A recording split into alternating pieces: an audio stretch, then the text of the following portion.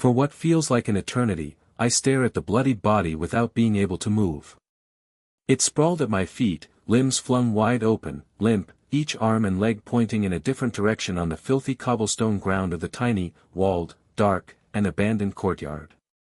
Above us, the moonlight and the sparks of stars flicker behind white clouds that slice through a deep blue sky, like ghost ships crossing distant, uncharted seas, the lairs of mythical creatures and fearsome leviathans. With my free hand, I grope blindly at my own stomach, applying pressure to the wounds, the deep cuts that tore through flesh and muscles during the fight.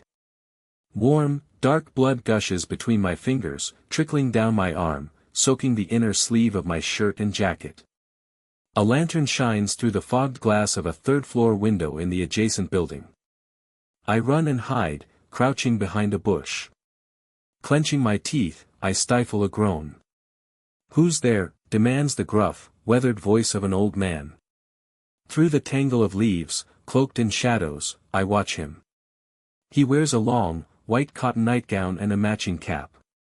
One hand holds the open window, while the other grips the lit lantern. He squints and scans the courtyard, fixing his gaze on the body. "Hey! Hey, you degenerate drunkard, go die somewhere else, Satan." "Shoo, shoo."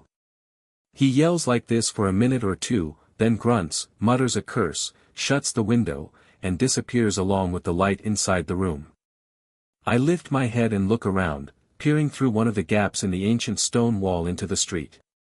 Seeing no one, I seize the opportunity to leave the scene. I rise, pull myself over the wall, and slip into the narrow, winding cobblestone streets.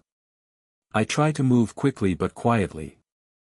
I fail at both. The wound slows me down, saps my strength, the precision of my movements, and wherever I pass, I catch the attention of horses tied to posts or hitched to carriages, and dogs guarding gardens and courtyards. The former neigh and snort, the latter bark, bare their teeth, and growl behind fences, stone walls, or the iron bars of gates.